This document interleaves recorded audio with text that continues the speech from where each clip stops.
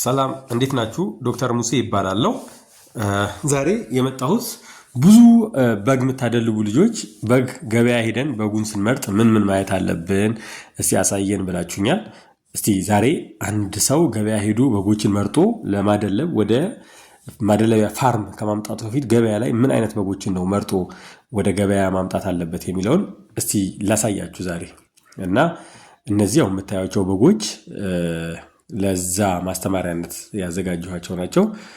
በእነሱ አሳያችኋለሁ ማለት ነው። አሁን ይሄ በግ ይታያችኋል አይደለ? ፊት ለፊት ላይ ያለው ይሄው እንደምታዩት ቁመት አለው። እግሩ እንደምታዩት ነው። ተለቅ ያለ ይሄ ሽንጥ የምንለው አካባቢ ይሄ ከወገቡ ወደዚህ ያለው ረዘም ያለ ጥሩ ረዘም ያለ እና ከምን አይነት በሽታ ነፃ የሆኑ በጎችን ነው ወደ ፋርም ማምጣት ያለባችሁ።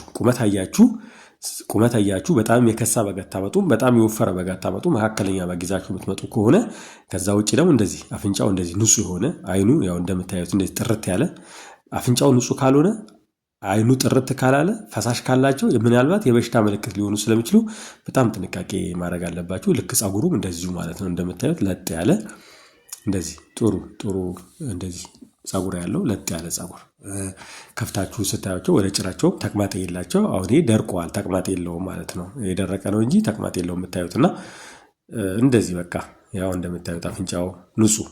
አሁን ንፍጥ ምናምን ቢኖር ምናልባት ሳምባ ወይም የመተንፈሻ ችግር ሊኖርበት ይችላልና አይኑም እንደዚህ ጥርት ያለ ጸጉራቸውም እንደዚህ ለጥ ብሎ የተኛ ያው እንደምታዩቸው እና በተቻለ መጠን ወደ ፋርማችሁ የምታስገቧቸው በጎች ተመሳሳይ የሆነ አቋም ያላቸው ተመሳሳይ የሆነ ቁመት ያላቸው በተቻለ መጠን ማለት ነው። አንዳንዴ በጅምላ ብዙ ሊገባ ይችላል፣ ግን እንደዚህ ወጥና ተመሳሳይ አቋም ያላቸው ከሆኑ በጣም ጥሩ ነው። በጣም ቆንጆ ነው የሚሆነው። ለመሸጥም ጥሩ ይሆንላችኋል ማለት ልክ እንደዚህ አሁን ጥርት ያሉ በጎች መርጣችሁ ማስገባት አለባችሁ ማለት ነው። እና በሽተኛ ያልሆነ በግ ጭራውን ከፈታ አድርጋችሁ ስታዩ ምንም አይነት ቁስል የሌለባቸው አይናቸው አካባቢ፣ አፋቸው አካባቢ፣ አፍንጫቸው አካባቢ ጥርት ያሉ በጎችን መርጣችሁ ማስገባት አለባችሁ። አሁን ቅድም ያሳያችሁ ተለቅ ካሉ በጎች ውስጥ ነው።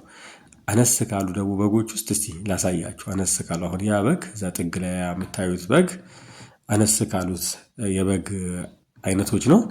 ግን አነስ ቢልም በቃ ጤንነቱ ሁሉ ታይቶ የተጠበቀ ማለት ነው። ችግር የሌለበት የበግ አይነት ነው ማለት ነው። ይሄ አሁን የምታዩት በግ ከአነስተኛዎች ውስጥ ነው፣ ግን ፍጹም ጤነኛ ነው። ያው እንደምታዩት አፍንጫው ንጹህ ነው፣ አይኑ ንጹህ ነው፣ ጸጉሩም ንጹህ ነው እና በእንደዚህ አይነት መልኩ ነው በጎችን ለይታችሁ ወደ ፋርማችሁ ማምጣት ያለባችሁ። ለምሳሌ የታመመ በግ ወደ ፋርማችሁ ከመጣ ለኪሳራ ትዳረጋላችሁ እና ከፍተኛ የሆነ ጥንቃቄ ማድረግ አለባችሁ ለማለት ያክል ነው። እስቲ አሁን ደግሞ ከታመሙ በጎች ውስጥ ላሳያችሁ። ከታመሙ በጎች ውስጥ የታመመ በግ ለብቻው ራሱን ነጥሎ ሄዶ የሚተኛው አያችሁት። አሁን ይህም በግ ከሌሎቹ በጎች ተነጥሎ ብቻውን ሄዶ ተኝተዋል ማለት ነው። ሌሎቹ እንደዚህ ራሳቸው ሰብሰብ ብሎ አንድ ላይ ያሉት፣ እሱ ግን ይኸው ለብቻው ተነጥሎ ነበር። ያው ሲስል ይታያችኋል። ይኸው እየሳለ ነው አያችሁት። ይኸው ትንሽ የመተንፈሻ ችግር የሳምባ ችግር አለው። ሕክምና እያደረግንለት ነው። እሱ በዛው ያው ይታከማል ማለት ነው። እየታከመ ነው። ከመጣ በኋላ እንደዛ የጀመረው ግን በተቻላችሁ መጠን ማየት አለባችሁ። በቃ ስታመጡ ከተቻለ ማየት። አሁን ይሄ በግ ገበያ ላይ ሲያስል ታይቷል፣ ግን ቀላል አዋራ ነው ምናምን ተብሎ ነበር የመጣው በሰዓቱ። ግን በሽተኛ ሆኖ ነው የመጣው። ከባድ የሆነ ጥንቃቄ ያስከፍላል። ጥንቃቄ ካላደረግን ዋጋ ያስከፍለናል የሚለውን ለማስቀመጥ ነው። በተረፈው በርቱ። የበጎች እርባታ የመጀመሪያ ዙር ላይ የሰጠው ስልጠና ተጠናቋል። ለ7 ልጆች ከፍለው ለተወሰኑ ልጆች ለ3 ልጆች ደግሞ በስፖንሰር ስልጠናውን ጨርሶ አሉ። በበግ እርባታ ዙሪያ ላይ ስልጠናውን መውሰድ እንፈልጋለን የምትሉ ሰዎች በውስጥ አዋሩኝ፣ ስልጠናውን አመቻችላችኋለሁ። አቅም ያላችሁ የተወሰነች የቀረጻውን የምታክል ወጪ ትሸፍናላችሁ። የሌላችሁ ደግሞ በስፖንሰር ስልጠናው መውሰድ ትችላላችሁ።